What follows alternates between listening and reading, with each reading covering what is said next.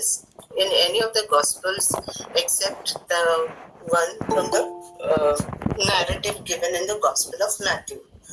I put out the text. This is chapter 2, and in just 12 verses, okay, we will see how this tradition of the visit of the Magi, the wise men, the so-called wise men, Matthew calls them wise men from the east, how they came, and over 1900 years of Christian tradition, how these traditions have, been interpreted, misinterpreted, sometimes distorted, and a lot of legends have been, gathered into the accounts. But when you compare all these things, and these legends started building up more in the 2nd century of the Christian era, when the Gospels were written in the 1st century, that was not the case. So when you compare them with the biblical account, what exactly Matthew tells us, that is what we are going to focus upon, and we will see who were these men. Was there some historical kernel? Because you will find, if you have a debate with any of the Christian scholars, they will tell you they will just dismiss this account as pure fiction, something that Matthew created with a theological, intent in his mind. But that is not the case, because definitely when the evangelists, in fact all the 4 evangelists, when they were filtering the matter, they were filtering the truth that was being, finally being conveyed through the gospel account. So it is very highly unlikely that, there is no historical kernel to all these things that are mentioned in the Gospel of Matthew for now. So let us see the text of the Gospel, chapter 2, verses 1 to 12. Here I have put out first only 1 to 6, and then we will be taking up 7 to 12. In the time of King Herod, after Jesus was born in Bethlehem of Judea, wise men from the east came to Jerusalem, asking, "Where is the child who had been born, King of the Jews?" Note that they came to Jerusalem. They did not directly go to Bethlehem, which we sometimes, in the legendary sense, we just tend to imagine mentally that they directly went to Bethlehem. That was not the case. They first made a halt at Jerusalem, and they asked a very important question that rattled, Herod the Great, along with all the experts, the scribes who were there in the temple of Jerusalem.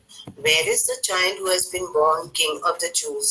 For we observed his star at its rising and have come to pay him homage." And this is what they declared, that we have come, we have seen his star, we have followed that star, and we have come to honor him and to pay him homage. Homage is paid only to a very great person.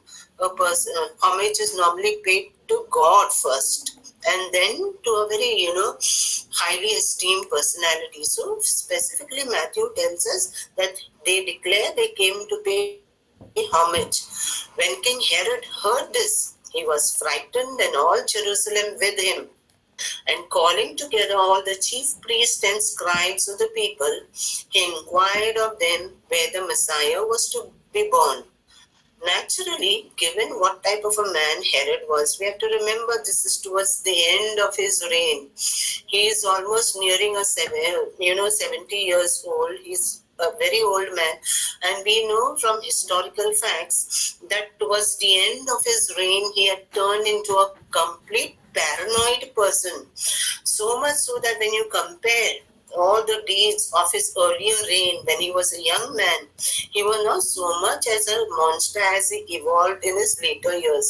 There are many scientific reasons behind it, which I will not be going into that. So you can imagine a person who is so obsessed with power, and when he's so obsessed with power, he would not, bat an eyelid to give a command to even kill his sons. We know 3 of his sons were put to death.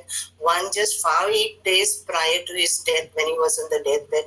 2 very early on, Mariamni's. He loved his wife Mariamni, his second wife, who was a Hashmonean princess, but he was so obsessed with her that every time he left Judea, and because he had to constantly, frequently interact with the Roman emperors, because he was a client king, and it was because of the good offices of Rome he was able to occupy the throne of Judea. So constantly, whenever he was forced to go on his long visits, be it to Rome or in the other territories around, because Herod was not confined only to the Palestinian area, not only Judea, but all the areas around Cyprus and everywhere, because we know he funded lots of projects over there. So this was a man who was so paranoid and obsessed with power. So whenever he used to go out, he would specifically, Josephus tells us that he would give a special command to his special attendant called Joseph, who was kept to keep a watch on Mariam, his wife. And every time he left a special message with Joseph that if at all something happens to me and I don't return, I'm killed maybe in battle or due to something, because their lives were always under threat, because anybody could always be attempting to kill them. He was very much mightily aware about that. So he always specifically left the command that if I do not return, see that the moment you receive news of my death, put Mariamne to death. So you can imagine what kind of a man he was. A literal monster during his middle ages, and towards the end of his life, totally paranoid. And to such a man, these wise men from the east come inquiring, asking the straight question of 5 words: where is the child who has been born King of the Jews? Now let us see how Herod reacts and who these men were. Today, specifically, more than concentrating on Herod, we will be doing Herod's part the next session, session 7, when we'll be doing the massacre of the innocents. Today we will look only at who these mysterious men from the east were, and what was it that drove them to come and pay homage to a baby whom they were not even aware of. Personally, they had no connection to the child, and yet being wise men, what kind of wise men and what kind of knowledge these people possessed. Let us have a look. So there is a historical kernel that these men did come. There was something supernatural, okay, in the something celestial in the skies above, which told them that some unique event has taken place in the world. So this was something that they could not ignore, because these were men who were experts and spent years studying the stars and the planetary movements and all, because they were not only astrologers, they were also deep astronomers, people who were well versed with mathematics, because there was an entire legacy and tradition behind them coming right from Babylon. So these were men with those connections. So this is the same thing. I just put it in picture form. They came asking, okay, where is a child who has been born King of the Jews? And Herod pretends that he is very much interested. Herod would be the last man who would, we will see later on, he tells the wise men, go and find out where they are, and when you come back, report to me where you found him, so that I can go and worship him. Now that was the biggest lie, wrapped in piety. Herod would never be the man who would worship anybody except himself. We know the truth about himself, but he was deeply disturbed. And here I'm showing you how he consulted all the chief priests, the scribes. They were all based in the Jerusalem temple.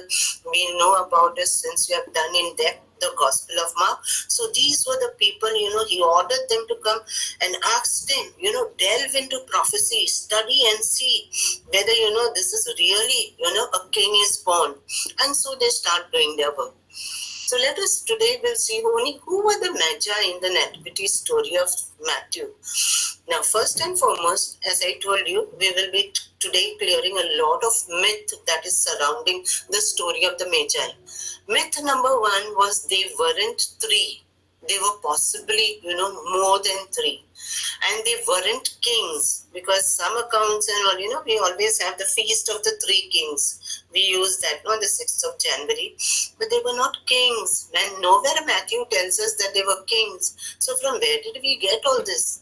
Matthew tells us they were wise men from the east, and they didn't arrive in a manger. When they came, we will be looking in detail at Matthew's account towards the end of our session. So these were the facts, okay?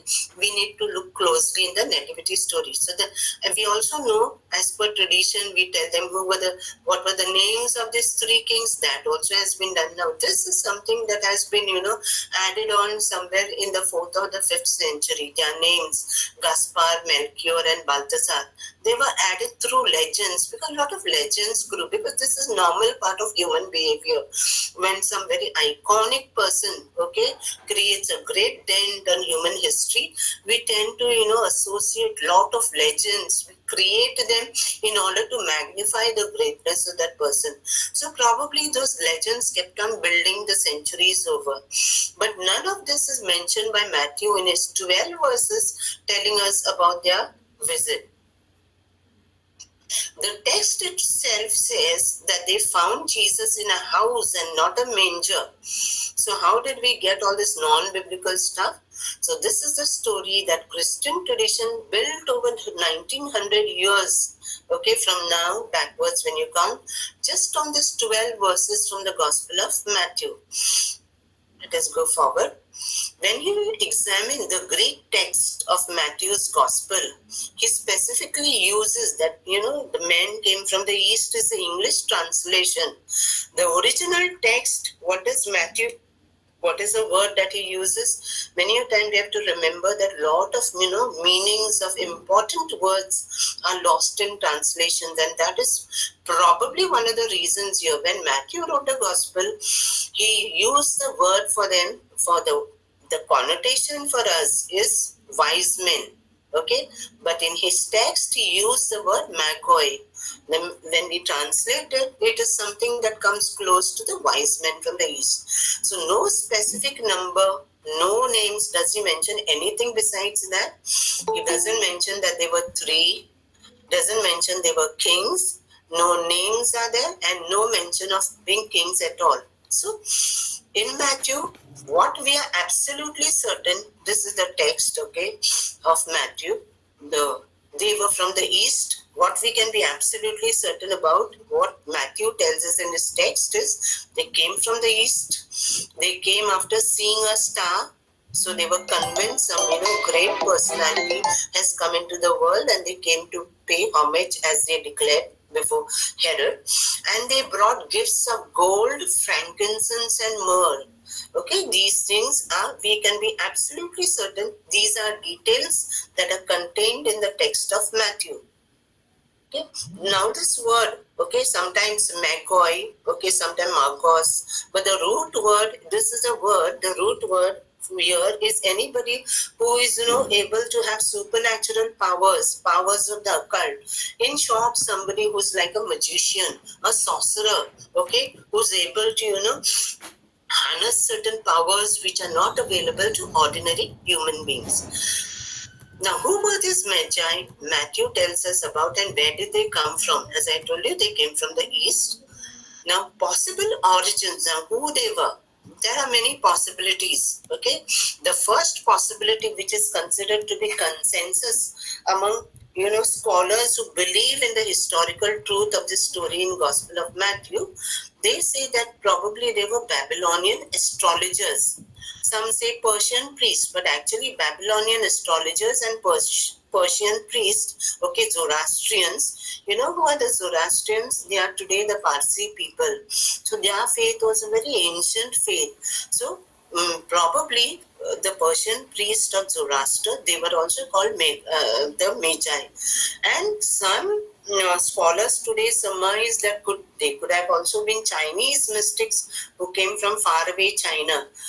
And there is a fourth contender also, the latest one, which I put out later on, the Nabateans. Okay, so here possibly the men who came honoring Jesus and paid homage, literally not only bowing down, but they went prostrate, which Luke tells us very nicely, that they did not just kneel down before the baby Jesus, they actually prostrated, and prostration is reserved only to God Almighty.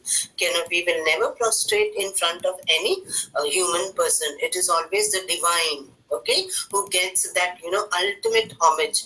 And here these were the people, okay, who came. So let us take each of them, we will study, and which is the most likely possibility we will see for ourselves. The Magi may have come from Babylon to find the king of the Jews. So they are in the east, okay. Matthew tells us that they came from the east. So when we say Babylonian astrologers or Persian priests, the Magi of Zoroaster, definitely they satisfy this criteria of coming from the east. Just as also maybe if there were Chinese mystics also, because China is to the east of this region. So this was the journey that they undertook, a very long journey. Now, who are these Magi and what are these origins? We will have to go back 500 years before the birth of Christ to a land where priests watched the skies. They were constantly watching these Magi, who were the priests of Zoroaster. They worshipped fire and constantly studied the movement of the stars and the planets. And from there, they were able to, make certain predictions which may or may not have come true. Okay, where fire was very sacred, and the ancient Jewish prophecies had arrived through a prophet named Daniel. Now, this is the land. Remember when the Temple of Jerusalem fell in 587 BC, the Judeans were carried into exile. And where were they carried into exile? By King Nebuchadnezzar. He was a new Babylonian king. And from him, later on comes Cyrus the Great, okay, who was a Persian emperor. Because under New Babylonian Empire, when Nebuchadnezzar was emperor, Persia, Media, these were provinces. And the Magi's main source from where they are supposed to have come is from the land of Median. Okay, so then the transitioning takes place, but this was the land from where they had their origin, and where our Judean exiles came in contact with them, and there was mutual influence. They influenced the Judean people, the Jews, and the Jews in turn also probably were greatly influenced. I will be sharing one slide, you'll come to know. So Persia in the 6th century BC, a century earlier than 500 BC, in the mountains of the northern Iranian plateau, specifically the land called Media, okay, lived a class of men called the Magus in the land of Media, which soon came under New Babylonian Empire of Nebuchadnezzar. And they were, they were given a lot of importance by Nebuchadnezzar because they were esteemed for the knowledge they possessed. They preserved knowledge that no other men would possess. They were not street astrologers. Like, sometimes I remember as young children way back in Bombay, there would be this Jyotish wala. They would roam with a parrot in that small cage, and they would, bring the parrot out and pick up any card and, make some predictions for the future, which all used to be bunkers after time. But these people were not street astrologers. They were esteemed people. They were not simply people who went around roaming the streets of their empire to make predictions for people. They were highly esteemed for their knowledge, and they were intellectual elite in the empire. The Greek historian Herodotus of in around 500 BC, was a very famous man. Herodotus, he had traveled to Persia and actually encountered them. And that's how we know that he writes in his ancient histories and tells us in depth about these people. That's how we know these people, Magus, who were the priest of Zoroaster, who were in the court of Neo-Babylonian king and later on in the court of Persia as well. Xenophon, another historian, a contemporary of Herodotus, another ancient Greek historian, he described them as advisors to the Neo-Babylonian and later the Persian kings, supreme authorities in all religious and celestial matters. Okay. Imagine while Europe was, and this was a time when Europe was still in tribal darkness. This was a time civilized. They were tribes in their own right. They had culture of their own, but they were not remarkable civilizations. When you compare Europe to these, people, the empire of Nebuchadnezzar and then later on Cyrus, and they are collectively called the Achaemenids. When you look at their achievements and their establishments, they are very astounding. These men, when Europe was still in tribal darkness, they were able to calculate with great precision the movements of the planets and the stars, and much more ancient to them, they had derived all this knowledge and all much earlier from the earlier Babylonians. Now, this is a slide, showing that this when the temple in Jerusalem fell and they were carried away into exile, okay, they went there, they came in contact first with Neo Babylonians and then Cyrus. Cyrus was considered to be a very benevolent ruler. So, and when he came to power in 539 AD, in less than the completion of a generation, when the people were taken into exile, he granted them freedom, allowed them to return back to their homeland if they were interested. So, and we know that during this period, during the Neo-Babylonian time, probably Daniel was one among them who was carried as an exile. And we know in the book of Daniel, he also mentions here all the enchanters and the magos, okay? He mentioned that magicians, okay? So here again, there is a reference for that word. So there was an intercultural interaction, and there was mutual enrichment between the people who were taken there as exiles and the people who were settled over there. So when in 539 Cyrus came to power, he freed the people, okay, the exiles, and they were allowed to return. And we know from the book of Ezra and Nehemiah that he even funded the rebuilding of the temple of Jerusalem. Why? From where did this decision come to the king? Of course, people, historians always comment that Cyrus was a very great, generous ruler, and he is the ruler who is mentioned by Isaiah, by the prophet Isaiah. Okay, so here Cyrus was probably guided by the Magi, okay, who were the wise men who were there at his court. He funded the rebuilding of the temple because he was advised by them that the God of Israel was real and true and deserves to be honored. Now, how did they come to know what was this God of Israel whom the Judeans, worshipped when they came there? They must have come to know over there. Okay, they came to know all that because there were many concepts in their own religion which were very, very, familiar with the Judahites, like monotheism. Okay, Zoroastrianism also believed in a single supreme spirit, okay, called the Ahura Mazda. So their beliefs came something very close to the Jewish beliefs of one God, monotheism in particular, and many other beliefs they were shared. So when Cyrus declared, he came with a decree and told the people to go. We sometimes, believe that the entire bulk of the exiles returned to Jerusalem, but that was not the case. In fact, just a few of them returned back because these people in that generation where they, got embedded in the culture of Neo Babylon and then later on Persia, they became very successful. They were businessmen, especially wherever normally where they go, they would always prosper. So here too, the Jewish community, they stayed on back in Mesopotamia because they had become very influential, very prosperous. Not only that, they had also built their own, places of, congregating together, the synagogues. The first synagogues we know were built here in Persia when they were in exile. Also had their own schools and most of all their scriptures. So these scriptures, definitely the Magi would have had access to them since they were court officials in the court of the Persian kings. So for 500 years, that knowledge fermented, passed on from generation to generation of Persian priests. So we cannot simply dismiss that, out of nothing, these wise men arrived from the east.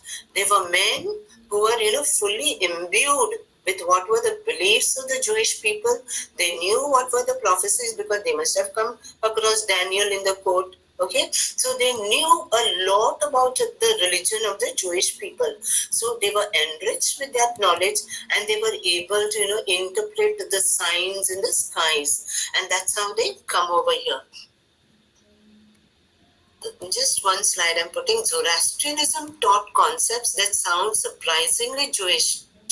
They believed in one supreme being called the Ahura Mazda, and they believed in, that there was always a cosmic dualism, like how we see it. We also believe that there is always the force of good and the forces of evil. Satan who heads the forces of evil. So this dualism, cosmic dualism, was deeply embedded in the beliefs of the Zoroastrians, okay, whom the Magi represented. They believed in an evil spirit called Angramanyu. So there was, the cosmos was engaged in an eternal battle between good and evil, which till today we believe that. Okay, so this was something they too believed. They also believed in judgment after death. This was something very strange, because you'll not find, when you look at the pagan religions and all, they never had. For them, after death, there was nothing. Even the Greek philosophers, they believed, except, the Epicureans later on, that school of philosophy, they believed that, you go to a land where, you enjoy eternal bliss. But otherwise, the common belief was, with your death, everything comes to an end. But not the Zoroastrians like us and the Jewish people. They believed there was something called heaven and hell. And when you die, there's going to be the day of judgment for you. And they believed also in the coming of a savior who would be born of a virgin. So these concepts were common beliefs for them. So you can imagine what was there at the back of the mind of this Magi when they came. So they were no ordinary people who came to pay homage to Jesus. So these ideas could have been borrowed and absorbed by the Judean exiles, carried away to Babylon in 587 and 597 BC, because there were two spells. Within 10 years, two lots of exiles were carried on. First in 597 and the final one in 587, when the temple was destroyed by Nebuchadnezzar, king of Babylon, who destroyed the first Jerusalem temple. Daniel could probably have been one of the exiles who came to great power and position in the court of Nebuchadnezzar. And as I told you, okay, they had inherited this legacy, the Magi, from the earlier Babylonians. The newer Babylonians were a different group, but the earlier empire of Babylon was still more, an empire of great grandeur, and they were people for whom science, mathematics, and astronomy played a very crucial role. So Babylon was the ancient center of astronomical knowledge, held celestial records going back to a millennia. Even from the time what we are talking about, Cyrus and all in Persia, around 500 BC and a little later, 1,000 years prior to that, Babylon was, schooled in all these matters, and they were experts. Like, we have found all these things in our archaeological remains, a tablet. They used to, this was their script, cuneiform. It would be, wedges that would be, dug into clay tablets and then would be fired in the kiln. So these were the cuneiform, it was called cuneiform tablets, where today there are experts who know how to read this language. So this is an astronomy tablet, okay, from Babylonia, from the 42nd year of King Artaxerxes. Artaxerxes II was a Persian king. So this was a tablet during his time, but probably copied from the Babylonian astronomical records. Now the difficulty, however, in identifying them as Babylonian astrologers or Persian priests is that there was no Babylon or Persia at the time Jesus was born. So how can we say that, they were, Persian priests or Babylonian astrologers? Because at that time, okay, all this was okay if Jesus was born around 500 BC. But we know that was not the case. So the situation was not the same, in the first century when Jesus was born. There was no Babylon, there was no Persia. In place of that, there was another empire called Parthia. So geographically, the areas of Babylon and Persia were within the Parthian Empire. So these empires had long faded away in history, and their territories were now in the Parthian Empire during the time of Jesus. So possibly they could have arrived from Parthia, where the remnants of the Magi still existed, tracing their lineage back to this group. So all the same, they were the derivatives of the same group of people called the Magus. This was the Neo-Babylonian Empire of Nebuchadnezzar. In 626 to 539 BC, it fell, and then it was Cyrus. Okay, from then on, 505 to 330 BC, it is called the Achaemenid. So these empires were gone. We am giving you the end date over here. So by 330 BC, the Persian Empire was gone, because afterwards we know Alexander comes on the scene. Okay, and much later comes the Parthians. So the Parthians were the ones who came to power in 247 BC, and they were there much later, even 224 years, okay, after, in the new era. Okay, so a very long period. And we know that Parthia plays a very huge role in the affairs of the Roman Emperor, because the Roman Empire was mighty scared of the Parthians. They were their most hated rivals on the Eastern Front. So what do we know about the Magi in historical records? Okay, there are a number of ancient texts that tell us about this word Magi, which can help us track them back in history. As I told you, Herodotus already, mentions that they belong to a tribe. So initially they were a tribe. And where did they come from? They came from Media. So they were a Median tribe. Okay, here we have what actually Herodotus writes. He says Diocles, that is Darius, okay, in Greek way he's writing, united the Median nation by itself and ruled it. The Median tribes are these: the Buse, the Paratisani, the Stukates, the Arizanti, the Budi, and the Magi. So here you see he's mentioning. So we know that they were a tribe initially. Later on they transitioned into history, into a group of priests. So the word Magoi is there in the inscriptions King Darius the Great had ordered, carved in the cliffs of Behistun. Soon after Cyrus died, there was a big fight between,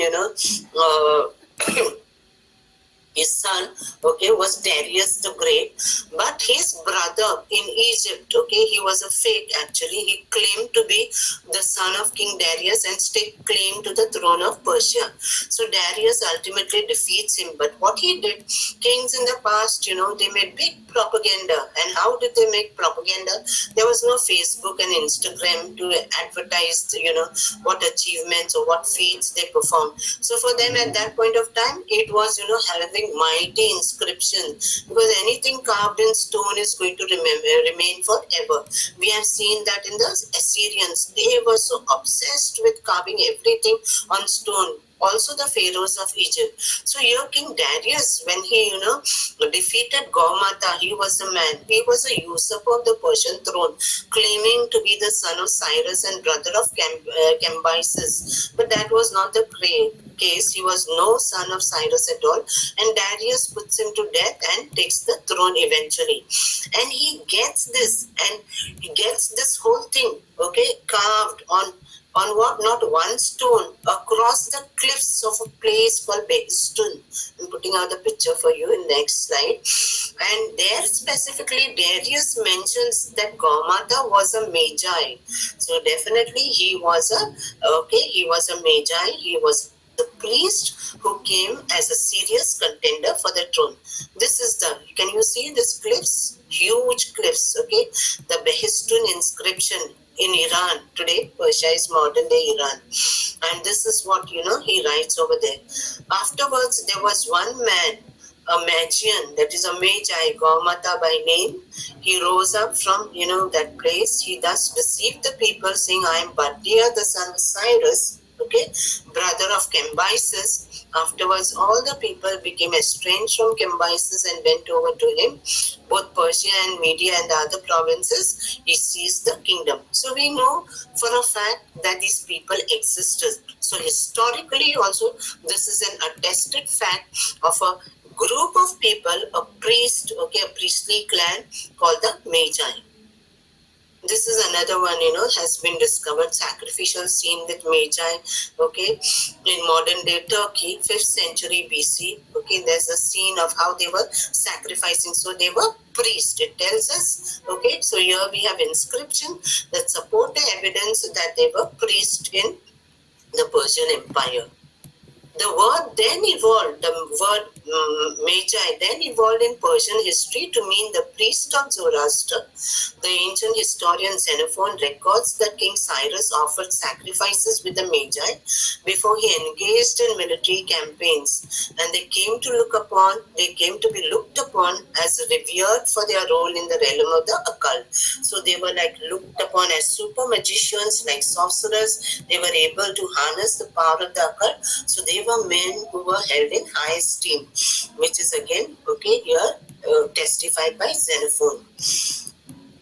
Again the same thing, continuation. He's telling how, like, before he went out and for battles and all, Cyrus would summon them and offer sacrifices so that they would be able to appease the powers that were to be on the side of the king in order to win.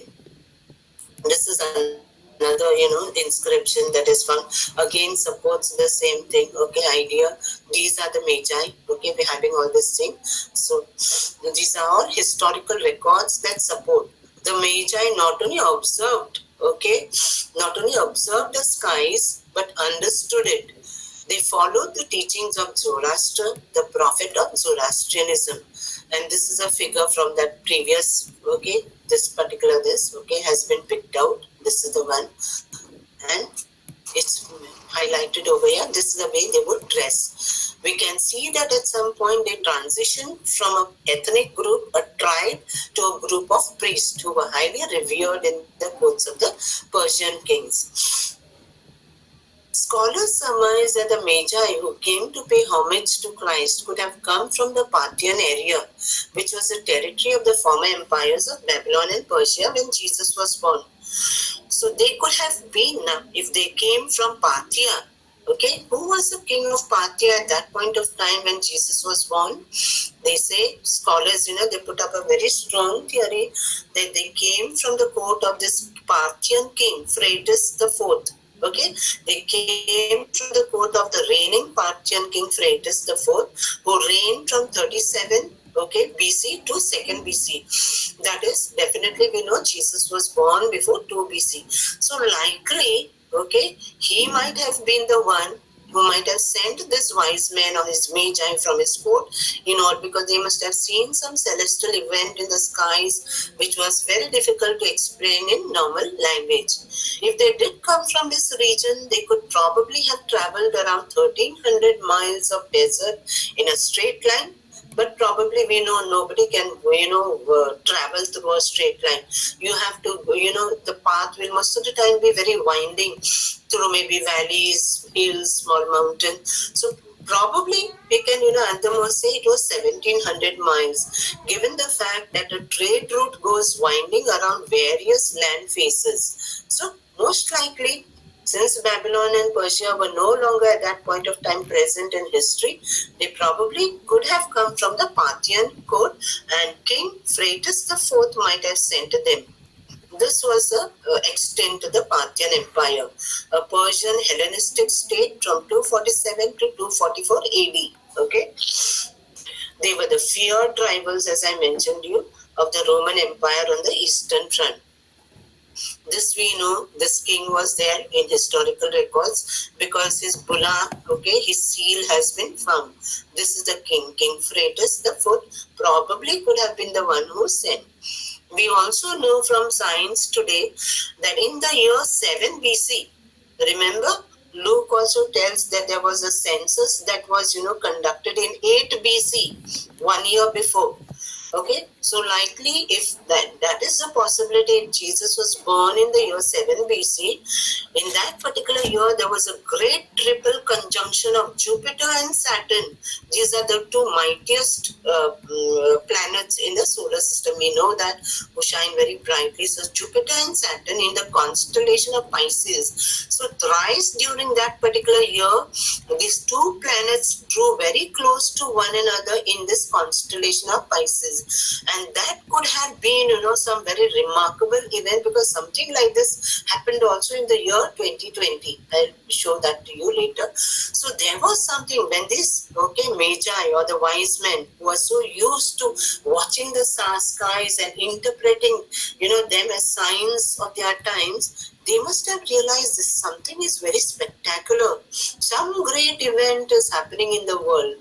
It was also the fulfillment of the ancient prophecy of Balaam, the pagan seer contained in the book of Numbers, spoken 1500 years earlier. There shall come a star out of Jacob, and a scepter shall rise from Israel. Scepter is the staff that is symbolic of royalty and the king. So, when you look at this, great conjunction, it is called the great triple conjunction, which is a very rare celestial sight, happens once, in many, many, many centuries. So something like that also we know today. It could be possible this happened in the year 7 BC. We know for a fact because something like that happened very, very close to our times too. Great conjunction of Jupiter and Saturn on December 21st, 2020. 5 years ago, this was seen in our night sky. So probably something like this. So we must, I never noticed this because we are not people who look at the skies and we barely have any interest in that. But people who are schooled in astronomy, for whom that whole thing is, sort of embedded, running in their veins, they are definitely not going to miss out such a great event and give a very important interpretation to that. We also know the word Nikoi sometimes is associated with magic because we find that in the New Testament, okay, when the Acts of the Apostles, Luke, talks about a certain magician, a Magoi, a Jewish false prophet, Bar Jesus. So he talks about that. This is in a very negative sense. Then, of course, this very famous, this Simon, who had previously practiced magic, and he finally, Peter puts him in place so he also wanted to buy the powers from Peter, and Peter denounces him, okay, and because he wanted to buy the power of performing miracles from Peter, and Peter denounces him very badly, and that's how Luke reports to us. So this word in the New Testament, okay, in the Acts of the Apostles especially, it is given in a negative sense. But in the Old Testament, this was common because we have seen that, when Moses and Aaron were having their, fiery debates with the Pharaoh when they were demanding that the Israelites be set free. We know all those 10 plagues that were there. One of them was, okay, when in front of Pharaoh, Moses performed so many this, like, his staff turned to a snake. But even the sorcerers in the court of Pharaoh, they were also able to perform this type of miracles because they were magicians. So they tapped into the powers of the occult and they were able to do that. So this was something, not very uncommon in ancient cultures. Now we have seen the Persian priest, the Babylonian astrologers, who possibly could have been near time of Jesus, the Parthians, who probably are the most, viable candidate. From there they must have come because that place is also very far. But there is a fourth possible candidate for the Magi in Matthew, and to which many scholars are finding it very convincing that possibly they could have come from somewhere very close to home. And it is a case for the Nabateans. Now, who were these Nabateans? They could be the Nabatean wise men from the court of the Nabatean king Aretas IV. Anybody remembers this name, King Aretas IV? He was a father-in-law of Herod Antipas. Okay, it is his daughter who was married to Herod Antipas, and Antipas divorced her in order to get married to Herodias, and there was a lot of bitterness between these two homes. Now, what was the connection? Much before Herod Antipas soured the relations with the Nabatean kingdom, prior to that, Judea and especially the house of Herod had a very strong connection because that was the maternal home of Herod the Great. Okay, King Aretas IV, okay, of the Nabateans reigned from the capital city of Petra, modern day Jordan. There's a mistake over there in the word. Okay, this is the kingdom of the Nabatean kingdom. South here, it's all desert. Okay, this is Damascus in Syria, and this is Bethlehem. They have to go all the way to Bethlehem. Now, Petra is in Jordan, so this whole region was controlled by them. Okay, and this place also, which is today in Saudi Arabia, and this was the extent of the Nabatean kingdom. Now, who were these Nabateans? They were powerful people because they controlled the entire spice route and the incense route. So they were the ones who had access to a lot of wealth, because any trade going through that route, okay, they had to pay all their tithes and custom duties to the Nabatean kings. The kingdom of Nabatea was an independent kingdom, and its territory included parts of Syria, Jordan, Sinai, and even right down into the region of Hegra in Saudi Arabia. Mark these words, I've specially put them highlighted in yellow because we'll be coming to them again. This would satisfy the criteria of the Magi coming from the east, not possibly from Petra, because Petra is very close, okay, close to Petra is quite close here. Bethlehem is here from Petra. But just as Petra was a rock-cut city, which is considered one of the 7 wonders of the ancient world and the world UNESCO's World Heritage Site, similarly, Hegra also, there are rock-cut, temples and carvings. The entire city, in fact, is rock-cut, just like Petra. So it was entirely the work of the Nabatean kingdom. So more than Petra, it is probably they could have arrived from Hegra, which would have been quite far off. We are probably familiar with the rock-cut city of Petra, which is in Jordan, but down south there is another rock-cut city, as I told you, the city of Hegra, which is around 500 miles away from Jerusalem, which equates to 800 kilometers, which would satisfy the criteria of the wise men having come from a great distance rather than from Petra.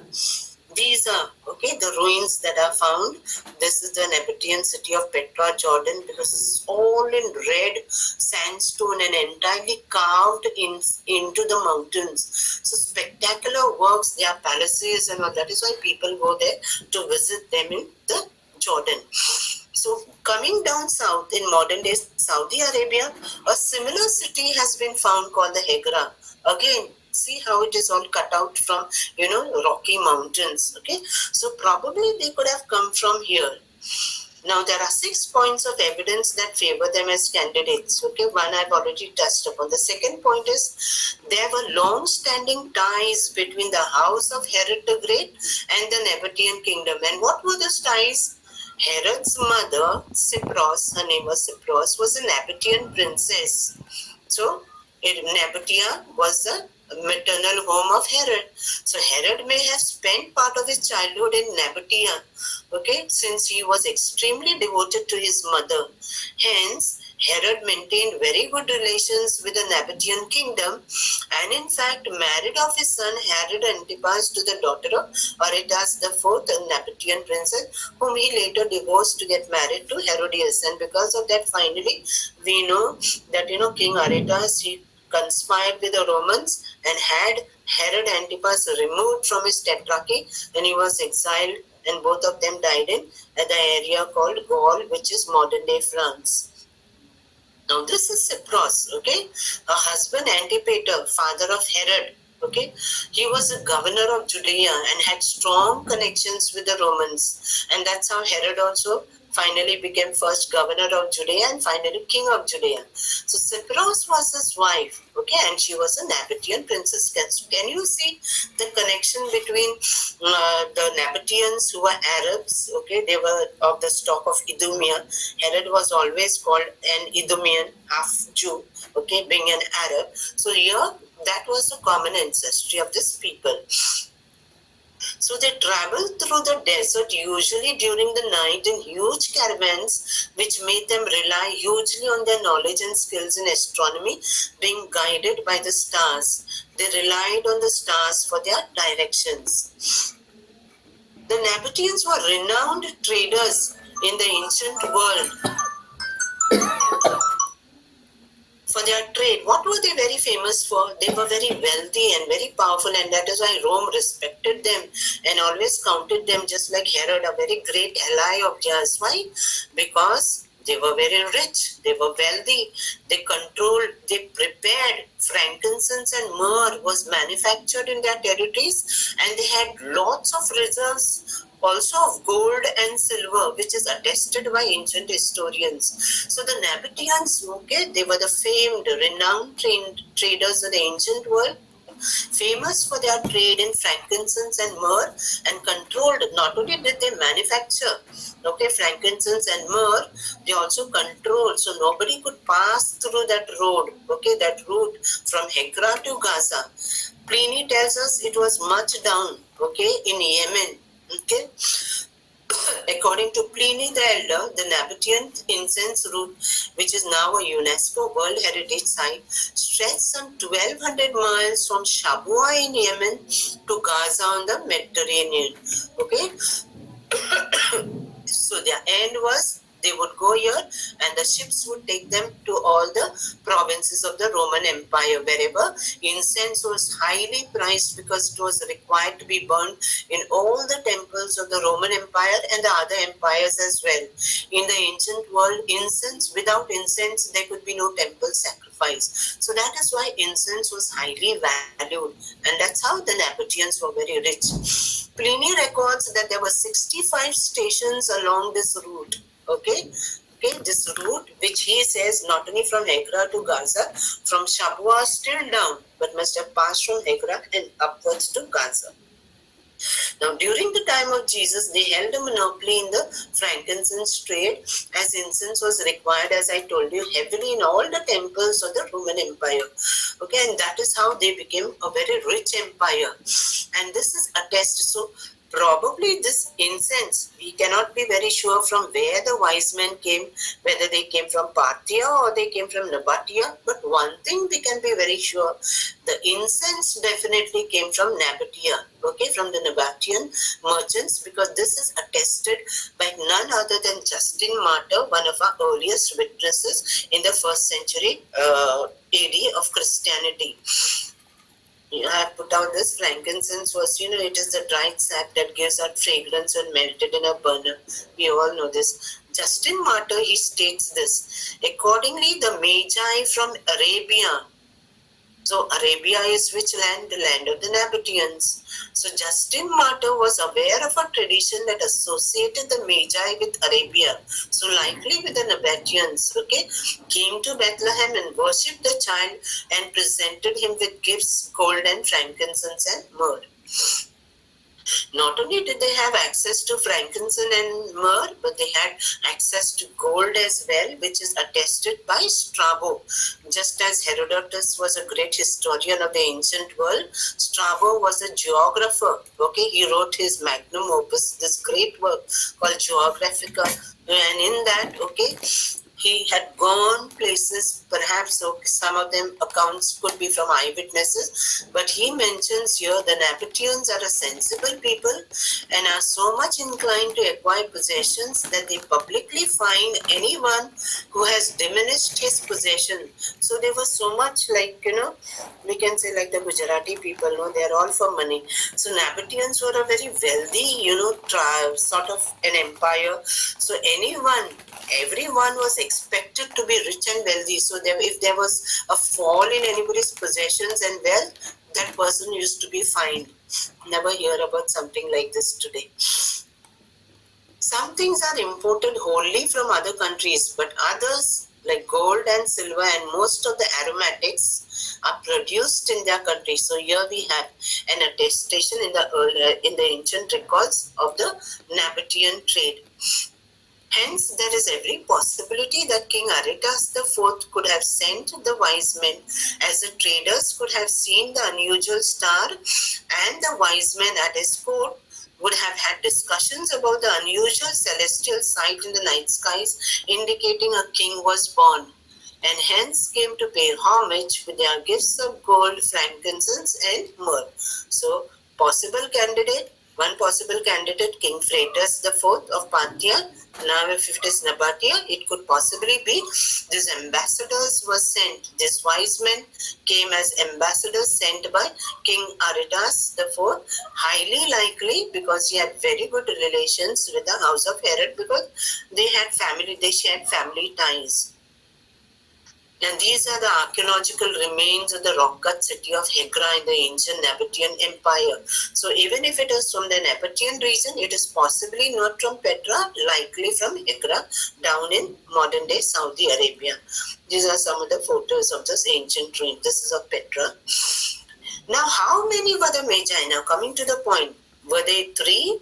Because Matthew doesn't tell us. We celebrate very nicely 3 kings and we sing that beautiful number, no? We 3 kings of Orient are.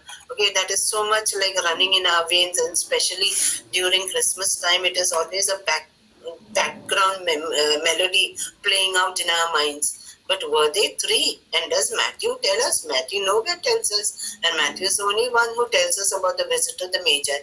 Nowhere does he mention that they were 3. Matthew's narrative does not tell us how many they were.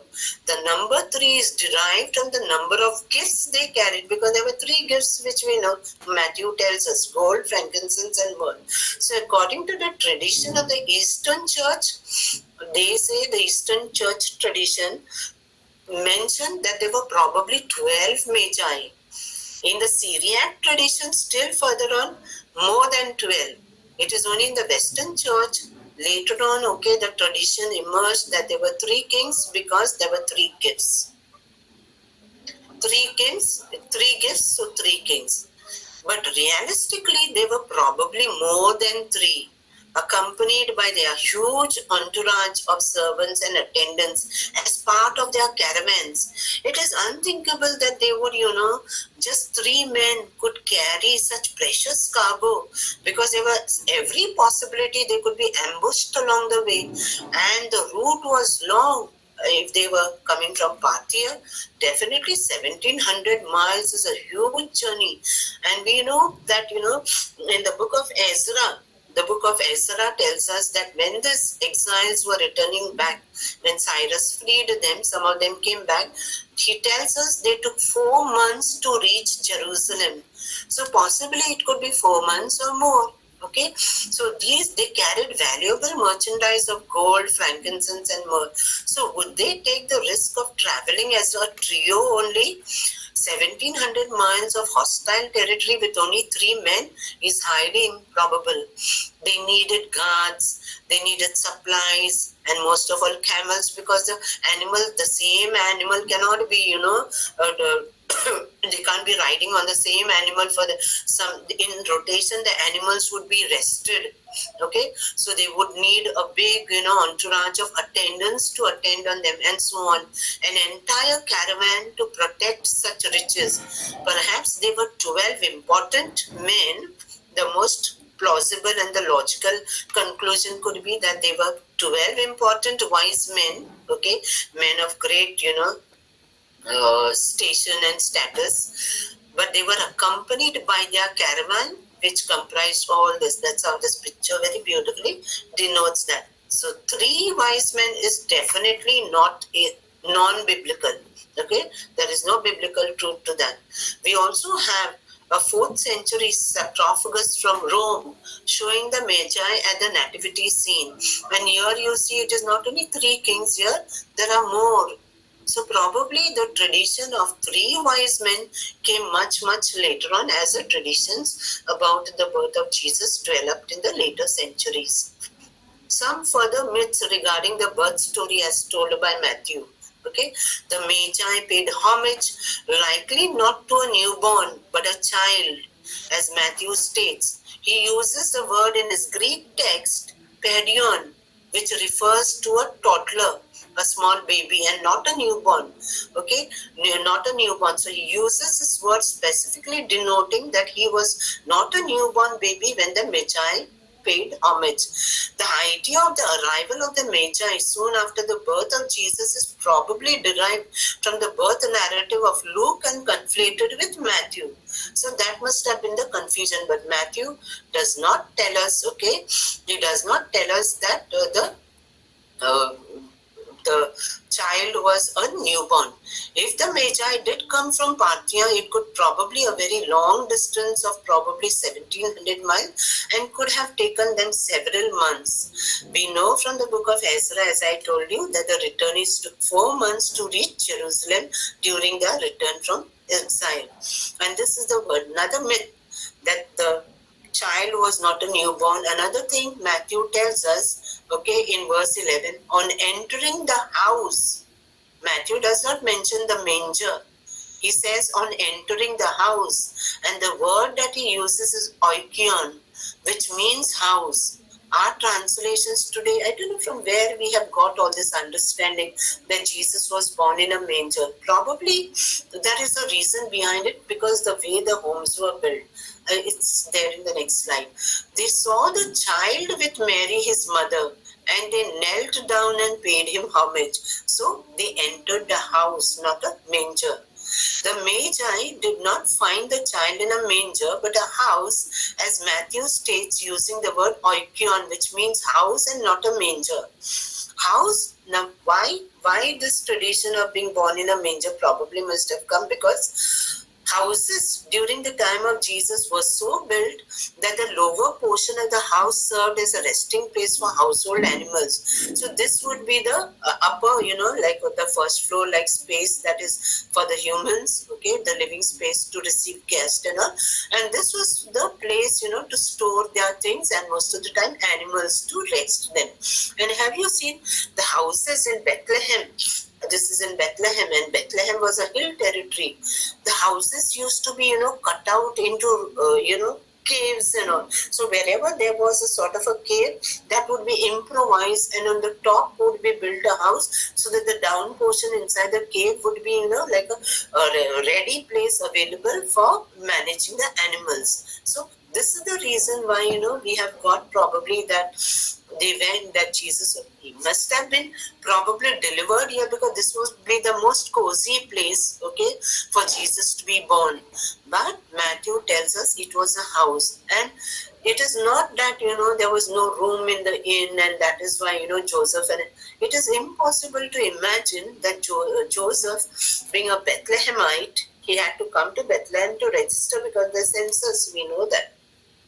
And we have seen how the census story has a lot of historical truth and background to it. So Joseph definitely must have had some ancestral home to which he must have come for the registration, okay, and must have stayed on, because the census would not just finish in a day or two. So this likely was the realistic scenario, and that's how we have come, that Christmas story, Jesus born in the manger. But he was, when the Magi came in Matthew's birth narrative, Jesus is born in a house. And he is a pedion, okay, a toddler, not a newborn. Okay, the Magi paid homage, likely not to a newborn, but a child, as Matthew states. And this is the best slide to sum up all that, okay. Proof destroying Christmas night arrival myth, the chronological analysis, Jesus' birth, pedion means a child. The word, if it was a newborn, like new, Luke in his Greek text, he uses this word, brephos, okay. But Matthew doesn't use the word brephos, he uses pedion, means a toddler, a very young child. And Herod's 2-year calculation, he sat with all his this and all.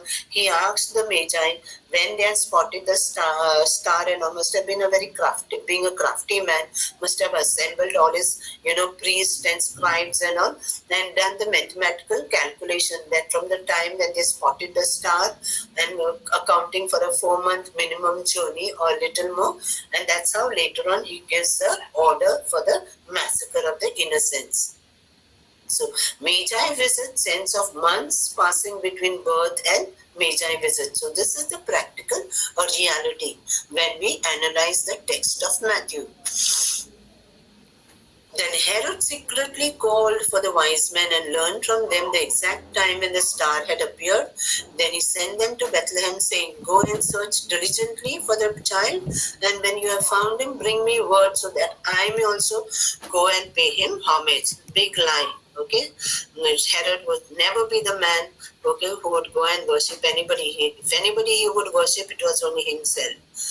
So when they heard, these are only the biblical text because I'm coming to the close. I'll just put them on the slide so you have a better understanding.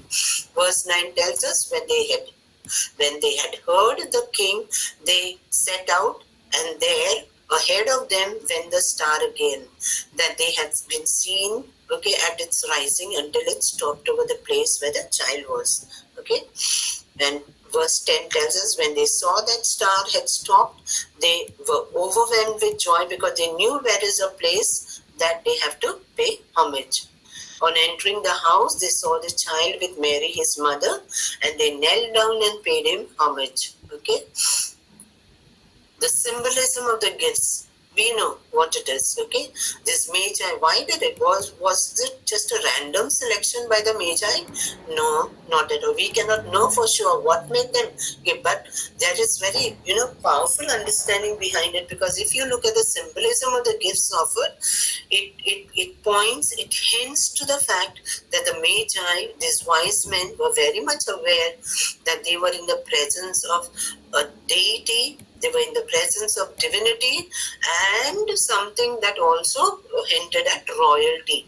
So the Magi did not bring random gifts but prophetic symbols. Gold for a king, because gold could be possessed in small, in the form of coins, and all the lay people could. But massive amounts of gold, it is only a symbol of royalty. Only a king, an emperor could have that.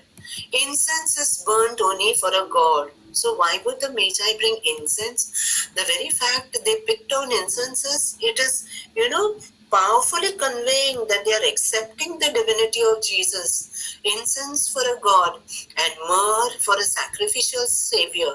Did they know what they were offering and what they were doing? Probably not. We cannot be very sure.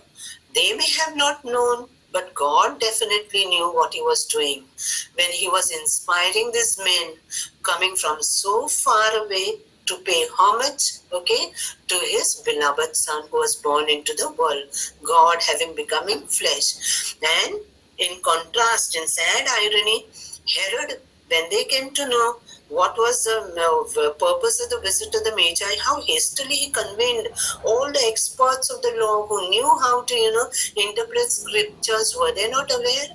They had all the revelation in scriptures. The Magi did not have that type of revelation in scriptures, but they had knowledge which God used in order to reveal himself, and used them as instruments to powerfully convey to the world, okay, that here is born my beloved son. Okay, it is me who is actually getting enfleshed in human flesh. And myrrh, as we have already said, okay, a symbol of for the sacrificial savior, because myrrh was used for anointing the dead. It was also used for what do you say, putting it in the wine in order to flavor it. So it was used in flavoring the wines. But most of the time, myrrh was used as a symbol for a royal person whose body needs to be embalmed. And we see this very nice in the Gospel of John, how Nicodemus, okay, and Joseph of Arimathea, they brought almost 100 pounds in weight worth of myrrh and aloes to embalm the body, okay, of Jesus when he died. So these were, they did not pick up, maybe by choice they picked up these gifts which were so very symbolic, but definitely God knew what he was doing and used them as instruments to ensure the world took notice of his son and paid homage in the most unlikeliest way. And having been warned in a dream not to return to Herod, they left for their own country by another road. So this is the end. I'm sorry I took, I think, 15 minutes extra today, but we started also late. So this is the end of the Magi story. So this is what we learned from the Magi. They, from across such long distances, they came with that eager longing to pay homage to Jesus. But look at the Jerusalem priest, and Bethlehem was barely 10 miles away from Jerusalem. And they knew when the Magi had come, okay, questioning, inquiring with the did they go like the Magi seeking Jesus? Not at all. They were very comfortable in their own seats, in their own corrupted practices, and they were blinded to a sight which God would give only to those innocent and pure of heart. Very important point for us to reflect. Do we embody that spirit of the Magi? Do we really accept Jesus as our King, as our uh, only King, deserving all our devotion, all our love and adoration? It would be a good thing to think about it. So, any questions?